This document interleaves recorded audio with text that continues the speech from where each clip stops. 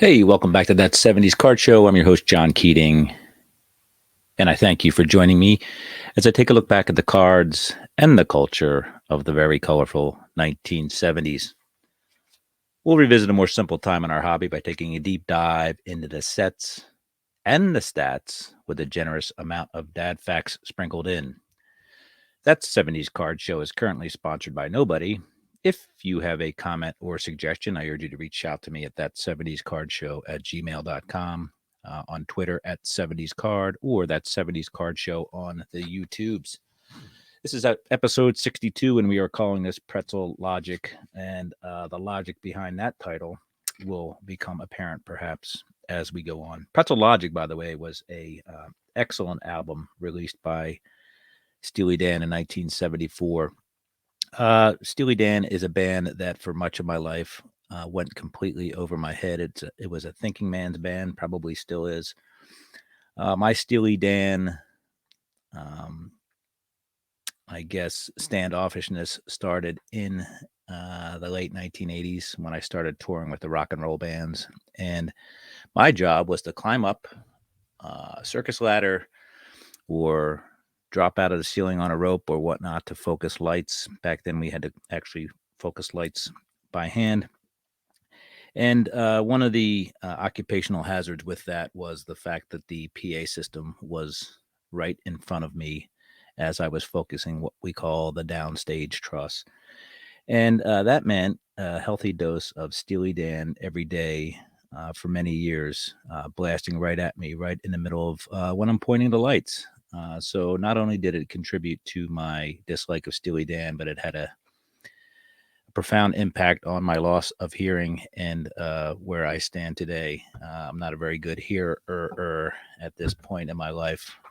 That's why I'm wearing headphones right now. So Steely Dan, a little resentment there. Wasn't until later on in life, obviously, that I got to, I graduated to the thinking man status and became a fan of Steely Dan. Pretzel Logic, released in 1974, February the 20th. Of course, Walter Fagan and Donald Fagan and Walter Becker were the brains behind Pretzel Logic, but it was also the last album I think that had Jeff Skunk Baxter playing guitar. Go on to play with Doobie Brothers, and he is, I believe, he has a PhD in astrophysics or something like that. That Jeff Skunk Baxter, interesting nickname for a doctor, and again, this is why this band was over my head for many years. Ricky Don't Lose That Number, Any Major Dude, a couple of singles from the Pretzel Logic album. And if you guys are awake at the end of this episode, I'll tell you a special little story from my road days that will either put you into a further sleep or perhaps give you a little chuckle.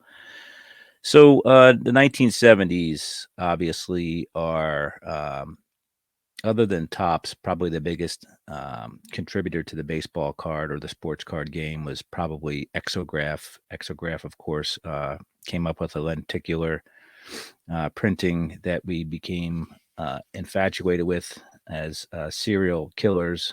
And I'm talking about boxes of cereal. Kellogg's cards were printed by Exograph, and really, it was a great alternative to the Topps situation at the time. So, plenty of cards available. 1972, Kellogg's released the all-time greats in their, I guess it was their Danish go-rounds, which came with 4 pastries. Looks like sausages to me, but apparently they're Danishes. And free all-time greats 3D baseball cards were inside these packages of Danish go-rounds. So this set was a 15-card set. But what's interesting about it is that some of us know that it was a direct copy of the 1970 Rold Gold Pretzel set. Exactly the same, other than the copyrights on the bottom, and we'll get to that a little bit. So the Rold Golds were released in 1970. The Danish Go Rounds by Kellogg's were released in 1972. Not quite sure what the two different companies altogether. One was Kellogg's, and Rold Gold was owned by Frito-Lay and probably still is. So not quite sure where the crossover was there, but Topps was not included at all. One of the rare instances where Topps wasn't printing other stuff for other people. So the Rold Gold Pretzel bag would cost you 33 cents back in the day, I guess, and came with a card, regularly 39 cents. So you got I guess I have a sale coupon here for 33 cents, twist version or sticks. And there's a nice display, free baseball great trading cards inside, special packages, Rold Gold Pretzels, and nice stand-up store display with Babe Ruth calling his shot and umpire and catcher waiting. Of course, we know that happened in Chicago, and the catcher appears to be wearing red pants, or I'm sorry, red shirt underneath. So I'm not sure what happened there. Artistic liberties, I guess, were taken. So I'm going to read from Cardboard Connection a little bit about this 72 Kellogg set, which is much more known and much more common, I guess. So Cardboard Connection tells us that it's a spinoff of sorts from MLB sets the cereal producer was releasing at the time.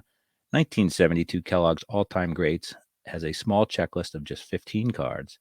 But what a checklist it is. All 14 players in the set, Babe Ruth appears on 2 cards, are Hall of Famers. Like Kellogg's other sets from the 1970s, this one brings 3D images. Considering how far the technology has come, they still look very good today. They're smaller than traditional cards, measuring 2.25 by 3.5. A small white border gives way to a starred blue inner border. The player's name is in yellow ribbon along the bottom. The yellow shield at the top of the card notes their price as a great. Their place as a great.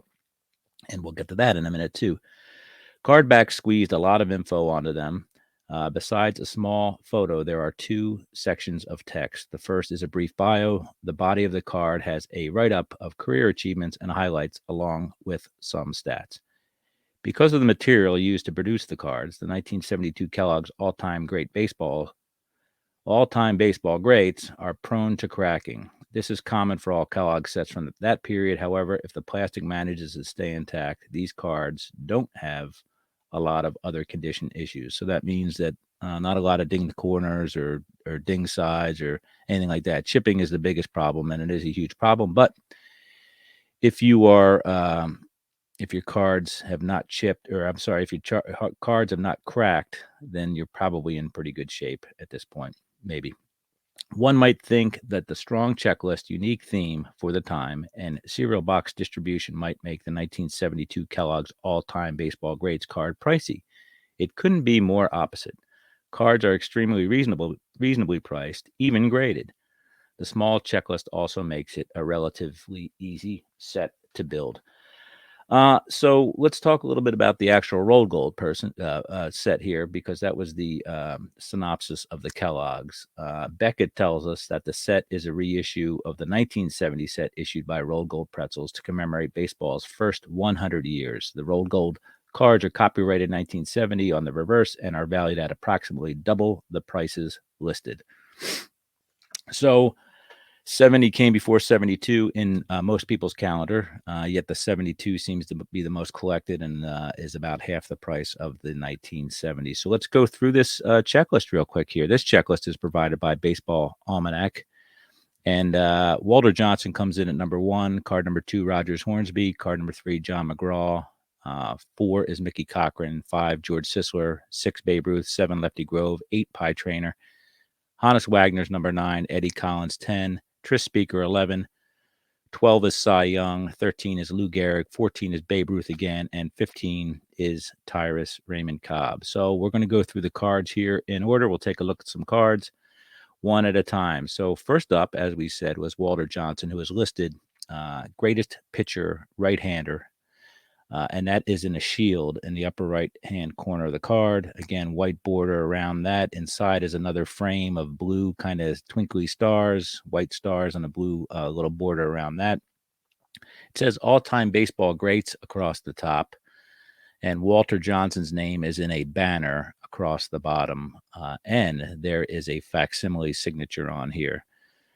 It's a really these are really cool looking cards. That's the front of them. The back of Walter Perry Johnson's card is grayscale, so it's mostly gray with black printing. There is a white box that has kind of the career highlights in there as well. So the bio up the top right, there's a picture at the top left, a black and white actual picture of in this case Walter Johnson, and again career highlights, stuff like that. Walter Johnson, of course, had a boatload of wins, and uh, by most accounts, just a wonderful guy, a sweet man playing baseball, especially in a very scandalous time. So he was an anomaly for sure. The back of the card lists the major league totals, in this case, games, innings pitched, wins, losses, winning percentage, and strikeouts for Walter Johnson. And then to the right of that is World Series stats, which is kind of cool. So old Big Train pitched in 2 World Series, 3-3. He ended up didn't do too well in the World Series. Actually, I think he was 0-2 in the World Series that Washington won, and then came on in relief in the 9th inning and actually ended up winning the game for his and Washington Senators' only World Series title. So that's card number 1, old Big Train. Now at the bottom of this card is a kind of a little section at the bottom that says the greatest baseball players ever in first 100 years of baseball. Below that, it said selected by Baseball Writers of America. And then it has it says Exograph, copyright 1970, MLB properties, and card number 1 of 15, and 3D all-time somethings. And there's a Major League Baseball logo at the bottom right, the full one that we've come to know. It's in black and white, but baseball player at bat with a little white ball feverishly headed towards the player. So let's go on to card number 2, if you don't mind. Card number 2 is Rogers Hornsby, and Rogers goes down as one of the scoundrels of baseball. Obviously, he was also one of the greatest hitters of all time as well. So, it seems like all his issues were kind of limited to him doing it to himself, like gambling and whatnot. He was a bit of not a team player. He was a bit of a ornery fellow, and that's okay with me. I am as well. But Rogers is the greatest second baseman of all time, according to this set. Same front, same back. Career highlights are there, all that stuff. Just lists his first and last name, Rogers Hornsby, and says he was in 2 World Series and has his major league totals. Give me 1 second. I'm going to hop off, and I'm going to go get my cards.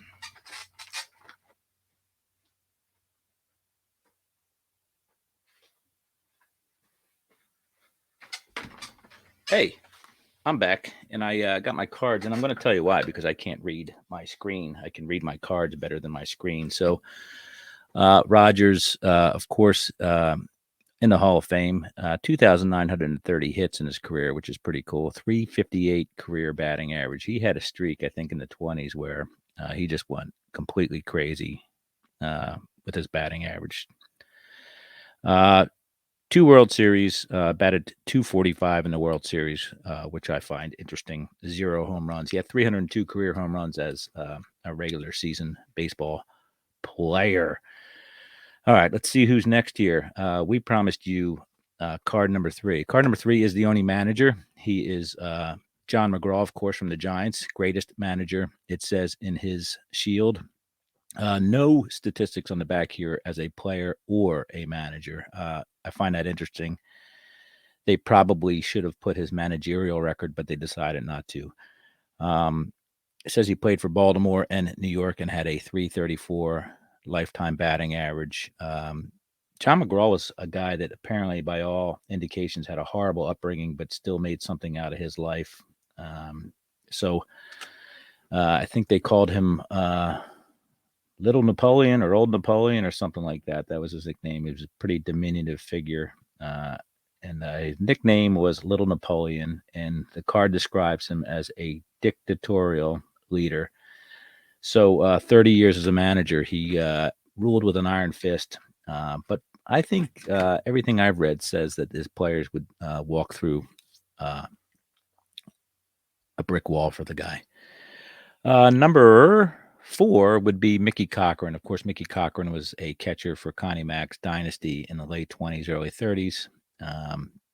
Greatest catcher of all time up to this point in the first 100 years. I think many of us would agree that probably goes to Johnny Bench at this point. But again, this was early 1970s, 1970 to be exact. So Mickey Cochran, although his name was Gordon Stanley Cochran, not quite sure where Mickey came from. But they also called him Black Mike, apparently. So this is a man with many aliases. Philly A's, and then I think he went to the Tigers.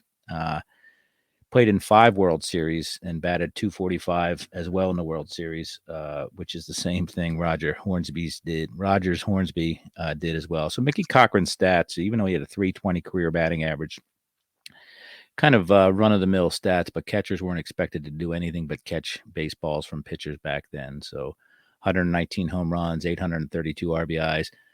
Not huge stats from him, but considered, surely for the first half of the century, the best catcher in baseball. Yogi Berra would come on and shatter whatever illusions that carried. And then Johnny Bench, again, would come on later. And I think it stops with Johnny Bench. Don't at me on that, please. Next guy up is George Harold Sisler. So George Sisler, I believe he played with the St. Louis Browns and did not play in any World Series because the Browns were a horrible team for much of their existence. But George Sisler's a first baseman finalist here. So first baseman finalist, just a finalist. He is a bridesmaid in this competition, apparently. George Sisler, 2,812 hits, 340 career batting average, over 1,000 RBIs, over 1,000 runs scored. So quality guy right there. I'm not sure how many lists he would show up on these days for top 5 first basemen. There's been a lot of great ones since his career. Next up is Babe Ruth at card number 6. George Herman Babe Ruth is listed on this card as the greatest ever, just greatest ever. That's all. The greatest baseball player ever, I suppose.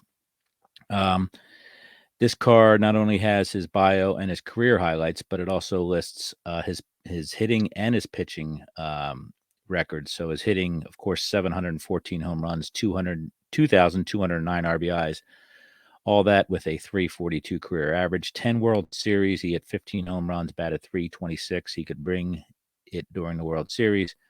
33 RBIs, which is interesting because he averaged just under an RBI a game in the regular season, and in 41 World Series games, I guess it's a little less than one, or a lot less than one, I should say. But anyway, he could bring it in October or September, whenever they played. But more importantly, his pitching record, he was 94-46, 1,223 innings pitched, and an ERA of 2.28. World Series record there, he threw 3 games and at a .87 ERA. So 3 games, 3 wins as a Red Sox hurler in the World Series. Dude won a lot of rings, didn't he? Greatest pitcher left-handed, of course, is Robert Moses Grove. I still say that. You can tell me Warren Spahn, but again, Lefty Grove had nearly 100 wins before the age of 25 as a minor leaguer, playing for a very stubborn Baltimore Orioles ownership that would not sell him. Finally, he was sold at the age of 25 to the Philadelphia A's, and I believe he won the strikeout title his first 7 years. So 300 career wins on the button, 3.06 ERA, I believe. Win percentage of .618, so 300 and 141. In 3 World Series, he pitched 8 games, won 4 of them, lost 2 of them, and struck out 36. Robert Moses Grove, I still believe, is the best left-handed pitcher in baseball history. They got that right. Number 8 is an interesting one. The greatest third baseman of all time is Harold Pie Traynor. And what I find interesting about this is third base seems to be a afterthought for the first at least maybe 60 years of the 20th century in baseball. Pie Traynor is listed as the best third baseman in many lists during this period. But then, obviously in the 50s, we had Eddie Matthews and Brooks Robinson come along. Later on, we had Michael Jack Schmidt and Greg Nettles, and Pie Traynor doesn't hold a candle to those guys. But, it shows you he kind of had a monopoly on that position, I guess, for some odd reason. Pie Traynor had 2,416 hits in his career batting average of 320, 1,200 RBIs, nearly 1,200 runs scored. So he's worthy of consideration, but still kind of lost to history, and rightfully so, as he's not on the podium for greatest third baseman. He played in 2 World Series and batted .293 for those Pittsburgh Yinzers from the west coast of Pennsylvania. Speaking of the Yinzers, the greatest shortstop of all time is considered John Peter Wagner. We know him as Hannes, and Hannes, of course, is on the Mount Rushmore of baseball card collecting forever. Him and Mickey Mantle are undisputed, carved in rock. Greatest shortstop, Pittsburgh Pirates, 1,740 runs in his career, 3,430 hits, 101 home runs, 329 career batting average. This guy was slick with the glove, they say, and even slicker with his feet, which is interesting because if you see footage or pictures of him, he looks like he couldn't even walk upright. Interesting body type, but he put it all together to become a machine, hitting machine for sure. 2 World Series, 0 home runs, batted .275, so a little bit underachiever there in the postseason. But Hannes Wagner, of course, near and dear to our hearts forever. Now, the second baseman finalist, okay? Eddie Trowbridge Collins, of course, played for many teams. I shouldn't say that. But he played for 2 important teams, and he played in a lot of World Series. Eddie Collins is generally thought of as one of the smartest baseball players ever. And he played for the first A's dynasty in the early teens, and he played for that White Sox/Black Sox dynasty in the late teens, and then went back to play for the A's later on, I believe. Eddie Collins had 3,313 hits, a whopping 47 home runs, again, dead ball era, right? 1,300 RBIs, 1,800 runs scored, 333 batting average in his career. That means, folks, if you carry your 1 and move the decimal point, he hit the ball for a hit 1 out of every 3 times. I did the math before the show. So pretty impressive. Eddie Collins, 6 World Series, batted .328, so not too far off his career pace. Eddie Collins is involved in one of the more interesting stories in baseball history that has never been confirmed nor denied, but it had to do with Jackie Robinson at Fenway Park and some racial overtones about somebody yelling something on the field. Not sure if it was Eddie Collins, not sure if it was Tom Yawkey, or not sure if it was somebody else. But anyway, he's involved in that story or that legend. So kind of on the fence about Eddie Collins. I do like collecting his stuff, but I don't like any of that other nonsense. And speaking of nonsense, Tris Speaker, or as his parents called him, Tristan E. Speaker, is your center field finalist.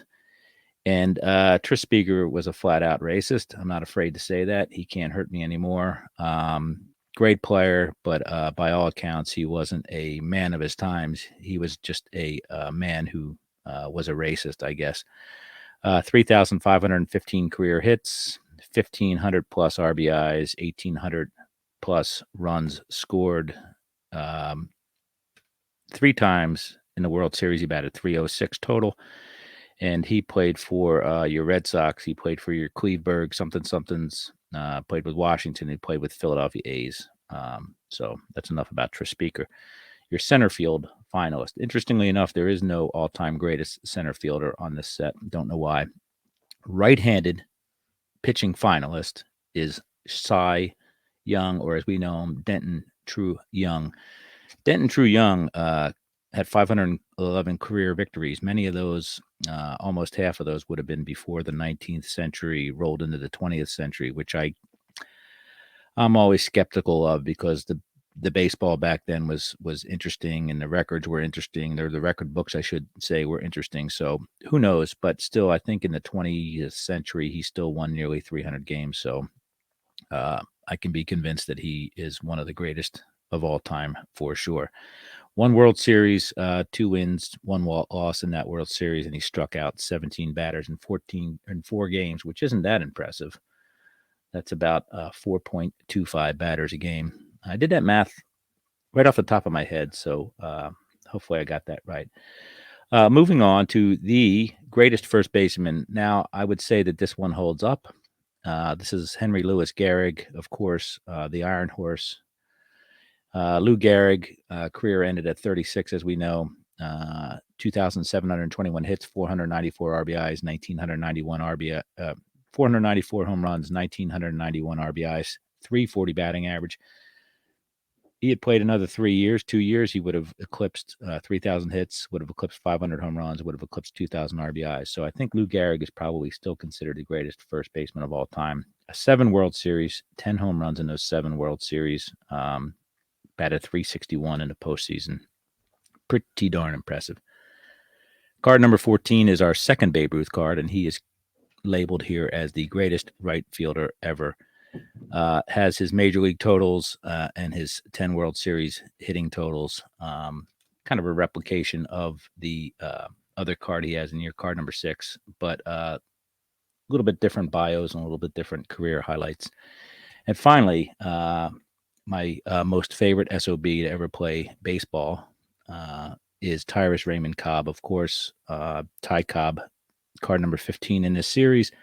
Batted 367, 1,954 RBIs. Not bad for a slap hitter. 118 home runs in the dead ball era. 4,191 hits. And played in 3 World Series. Batted 262. So he didn't win any of those World Series. You'd be hard-pressed to replace Ruth and Cobb in the outfield. Again, there's no designated center fielder in this set, although Tris Speaker is a center field finalist, so I'm not sure what happened there.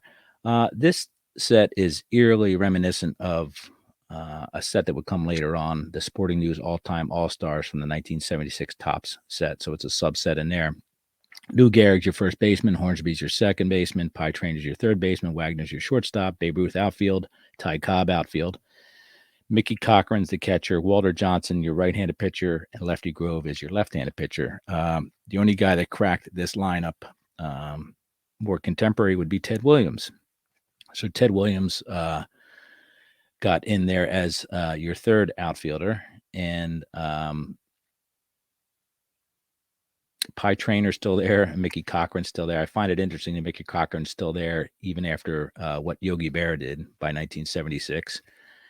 And Pie Trainer's still in there even after what Eddie Matthews did, and even Brooks Robinson at that point, which I find I could see not putting Brooksy in there because of he was still an active player, but it just goes to show you how much some of these guys despised Eddie Matthews at that time, even though he hit over 500 home runs and all that jazz. So it took, I think, Eddie Matthews 10 years to get into the Baseball Hall of Fame after his retirement. So there were some biases there for sure. The trademark, we'll talk about the trademark here, between the 72 and the 70s set, a little bit different on the bottom. So the 72 set says the greatest players ever in first 100 years of baseball, selected by Baseball Writers of America. Again, copyright 1972, Exograph, trademark, dot number 1 of 15 3-D cards, Major League Baseball logo with a trademark next to it. And the 1971 or the 1970 set is a little different. The bottom line, the very bottom line says Exograph, copyright 1970 MLB Promo Corp, dot number 6 of 13 3D all-time greats. So it says 3D cards for the Kellogg's, and it says 3D all-time greats for the Rold Gold. And the Major League Baseball logo is not trademarked, according to the back of this card. Talk a little bit about pricing here via Beckett.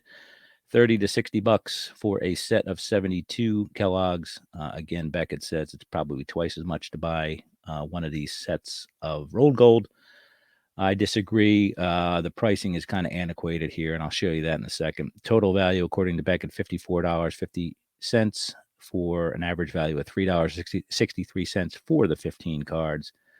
Here are the last couple auctions here. The 1970 auction, or I'm sorry, the 1970 whatchamacallit, eBay price for the 70 Rold Gold Pretzel set is $213.29. And that was sold on August 31st. 72 Kellogg's 3D all-time greats baseball cards was sold for $160 on August 28th, 2022. So, silly me, going into the National, this was on my list of things to buy. And I could find some singles. I couldn't find any sets. There was a dealer that told me that he had just sold a set, right? And we all know the dealers like to tell some fish stories, so I doubt that he had just sold a set. But regardless, I was not able to score this at the National. It was the only thing on my list that I was not able to check off from the National. So I had a great National. Only thing I didn't get was this set. Put in a few bids on some auctions, came real close till I got sniped on one a week or two after the National, and $91 for a 72 Kellogg set. So I was a little frustrated at that. I think my price was 90, so somebody was botting me, and I got my butt botted. Finally, a little while longer, I immediately put in a buy it now for $140 shipped. So I bought $140 Kellogg's 3D all-time greats baseball cards. Well, as I was doing a reveal on my YouTube channel with this set, Mark Hoyle reached out to me and said, hey, there's a 1970 Rold Gold set too, right? Kind of knew about it, but I didn't know it was that similar. So I took a picture, sent it to Mark, and sure enough, it had the 1970 it had the 1970 trademark on it, or copyright, whatever.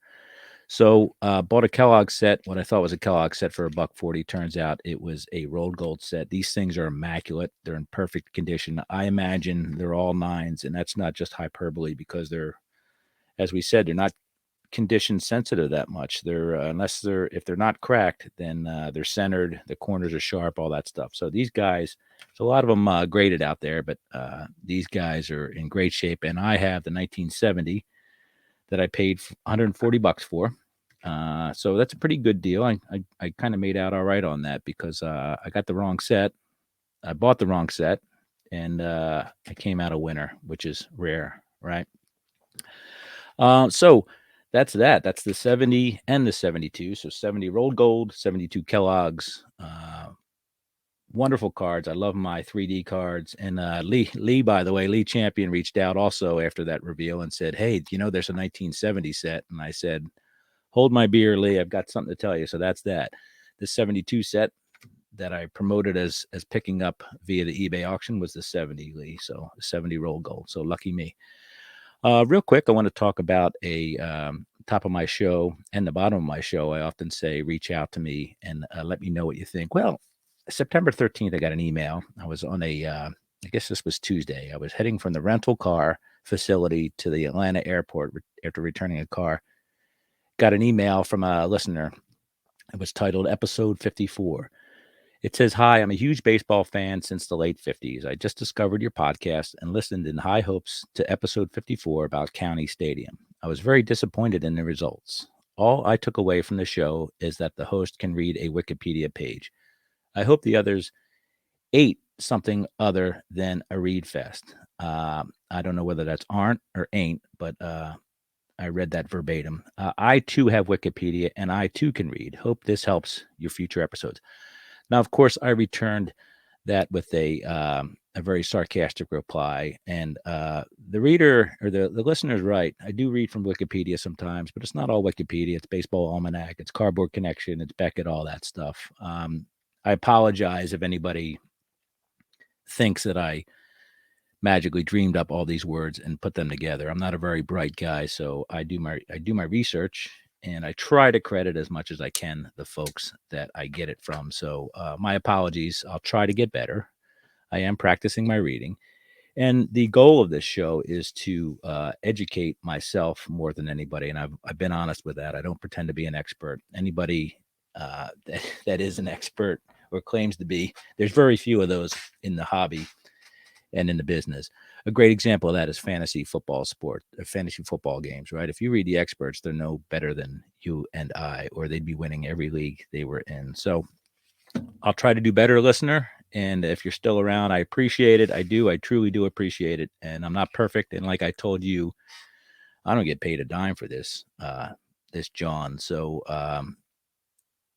it didn't cost you anything. It actually cost me cost me money to post stuff via StreamYard and my podcast host. So thankfully, you're not out any money from episode 54. I appreciate it, though. If you're still listening, thank you for your email. I truly do appreciate it. So let's talk about the rock and roll here. I promised you a story. September 19th, 1992, almost 30 years ago. I was 24, and I was in my second year working for Neil Young. And yes, 24 and so much more. I was a lighting guy for Neil Young for a couple of years, and really good times, right? So we're playing a place called the Gorge Amphitheater, which the Gorge is a beautiful place in the middle of Washington, overlooking the Columbia River Gorge. And Red Rocks is considered the most beautiful amphitheater in the country, but I'd have to say the Gorge rivals that for sure. So we're at the Gorge, and I'm on Neil Young. He's doing an acoustic tour. Here's a picture of something from about a week later. It was the 1992 Neil Young acoustic tour. It was Neil with his acoustic guitars and banjo, grand piano, upright piano, and a pedal organ that you would pedal to get noises to come out of it. If you like the song Like a Hurricane, his acoustic version, that's what you're hearing there, an actual organ that you pump and pedal as you play to make the noises come out. So this is a quiet Neil Young tour. It's just Neil and his stuff and his road crew. So he's doing the sound check. I'm out at what we call the front of house, where sound and lighting are stationed for the show. And I asked Tim Mulligan, front of house sound engineer, longtime Neil Young sound engineer, if he could play this disc when Neil gets off. He says, "Yep, no problem." So I have my little CD in my hand, because that's what we had back in the day, compact discs from a little known band that I really kind of enjoyed. So Neil gets up, walks off stage after his sound check, and we hand the CD to Tim Mulligan. Tim Mulligan puts it in the little tray, hits the open close button, and proceeds to play Even Flow from Pearl Jam's first album. Very loud, very in your face. Love it. Get chills. Love it. First song. Done, hands me the CD. I walk backstage all happy. I got to hear Even Flow on something other than my headphones. Now, I'm not a big Pearl Jam fan now. After the first album, they went all Steely Dan on me and a little over my head for sure. So walk past Neil and Tim Foster, the stage manager. They're overlooking the gorge there, taking in the scenery, and get onto the bus. So I get on the bus, and I'm sitting in the front lounge. Tim Foster, the stage manager, comes onto the bus and says, "Was that your music that was playing on the PA system?" And I said, "Yes, it was." I said, "Why?" He says, "Neil says if he ever hears it again, you're fired." So I looked at old Tim, and I kind of thought he was serious, because I was naive up until about 6 months ago. And I said, "Really?" He says, "No, he's just kidding." He goes, "I'm kidding. He wanted to know who it was. He really liked it." So I said, "It's a band called Pearl Jam." So Tim goes, "I need that CD to give to Neil." So I gave the CD to Tim, gave it to Neil, expecting it back, never got the CD back. And of course, Neil would end up recording and touring with Pearl Jam. So I'd like to say that I brought Pearl Jam, introduced Pearl Jam to the godfather of grunge, Neil Young. Still owed a CD. That's probably why I stopped listening or stopped buying Pearl Jam albums, because I had that disc stolen from me by a gentleman with much more power and authority than I did. If you're interested in hearing about that set list, again, this is an acoustic tour we were doing. So at that show, at that moment, on September 19th, 1992, this was a Neil Young set list. Comes a Time, Long May You Run, Everybody Knows This Is Nowhere, Down by the River, From Hank to Hendrix, Unknown Legend, Pocahontas, Like a Hurricane, A Needle and a Damage Done, Roll Another Number for the Road, Dance, Dance, Dance, Love is a Rose, Harvest Moon, Heart of Gold, Such a Woman, Old Man, You and Me, Helpless, Powderfinger, Don't Let It Bring You Down, Sugar Mountain, Mr. Soul, One of These Days, and closing on the upright piano after the Gold Rush. So that's that. That's episode 62, Pretzel Logic. Thanks for joining me this week in my journey back in time. If you have a comment or suggestion or want to tell me not to read from Wikipedia, reach out to me at ThatSeventiesCardShow at gmail.com, Twitter at 70scard, and the YouTube That 70s Card Show. Thanks for listening for sure. Thanks for Mango Safari for the intro and outro music on the podcast. And enjoy collecting. And more importantly, folks, please, please enjoy your collection. Be safe. Okay. Thank you for listening. Goodbye.